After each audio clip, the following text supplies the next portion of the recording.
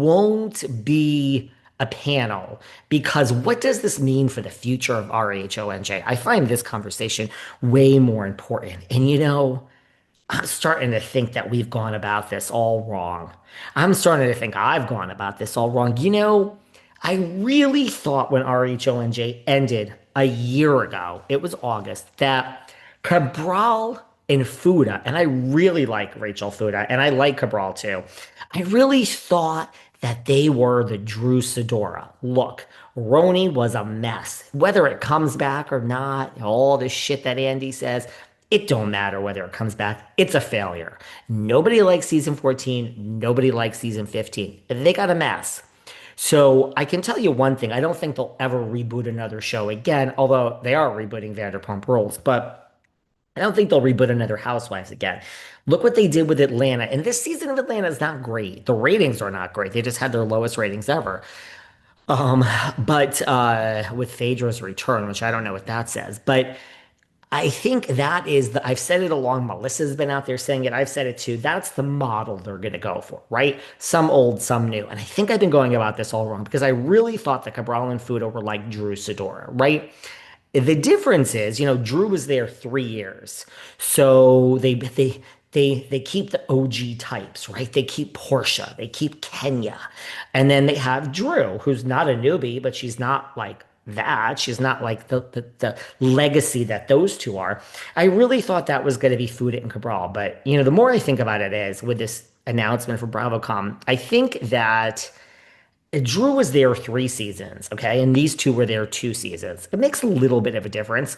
I think the biggest difference to me is that RHOA, although we slowed it down now and we're not filming things right away, but RHOA started filming rather quickly.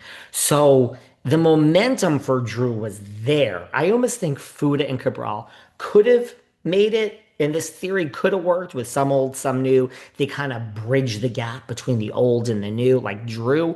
But we've now waited a year.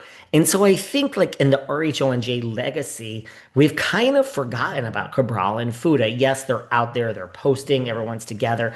But I don't think it looks good for either of them. Honestly, I think they're more like Leah and Ebony now. I love Ebony. We've said this before. I mean, you guys blame Ebony.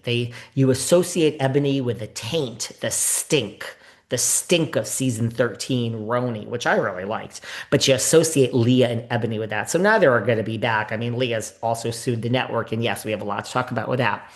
But I think that Cabral and Fuda are like Ebony and Leah, not like Drew. I think they associate those two with the stink of RHONJ season 14. And I don't think Cabral and Fuda are going to be back. Dew and Fessler, I mean, is beyond desperate. She ain't going to be back. I think she had a better chance if she just faded away and didn't do all this press and interviewing. Jackie won't be back and Aydin won't be back. Do I think that these four going to BravoCon means that these are the four that are coming back to New Jersey? Well, one thing has nothing to do with another, I guess, but I don't know. I'm starting to think that, look, if you keep Margaret, Melissa, Teresa, and Dolores, and you bring in 3 to 4 new people, four, half old, half new, it is going to feel like a different show. To me, even though the ratings aren't good and it's not the best season, I do find it interesting. Look, I think this season with Atlanta, the plan was so great. It just they made a mistake with getting rid of Kenya. It could have worked so much better. I think that would work for old and for new. I don't think that they're not. I think that this might symbolize these are the four coming back to New Jersey. Now, a couple of things with that, okay? Um, yeah, I think they might announce the new season of RHONJ at BravoCon. Certainly, they're going to roll out the Rory girls. Sarah seems to think they're going to roll out the new Roni cast. I think maybe they will roll out these four as the future of New Jersey and say currently casting and these four are returning. I don't think they'll roll out the whole thing yet, but these four and they'll start around Christmas and we'll have sprinkle cookies and panoli cookies. And I'm starting to think that might be the case and Fuda and Cabral might be out now.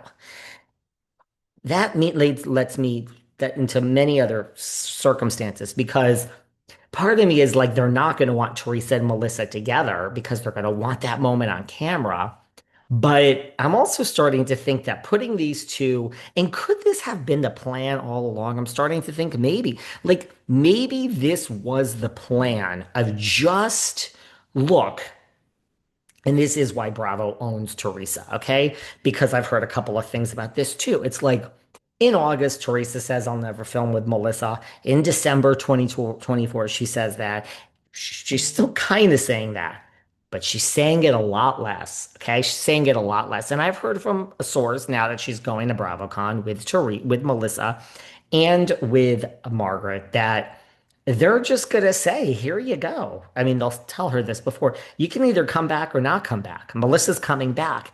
And I mean, could they be having a panel with the two of them just to let's see how it goes? Now, I don't mean like let's see how it goes and that will determine the future of New Jersey. I think they're already gonna have it determined that you're both coming back to grow up, go put a pair of pants on and get to work. Too bad, Teresa. Take it or leave it. And she's gonna take it. So the good news is, Teresa, you'll have a job. The bad news is Bravo owns you, not the other way around, sweetheart. So you are going to have to work with Melissa and you are going to have to work with Margaret. And somehow I'm starting to think this is their plan all along. We're going to bring them both back, and a month isn't going to solve this. 2 months isn't going to solve this. But man, a year and a half, 2 years of people living their life will just forget about the fact that Teresa said she'll never speak to this woman again. And here we are. And somehow we're going to have this. Now, I know everyone's rolling their eyes. Guys, if you don't want this and you're not excited by this news and you say you're not going to watch, don't watch. Here behind the velvet rope, we will be recapping everything that happens in 25 minutes. Well, yeah, I'll have to watch it. I have no choice.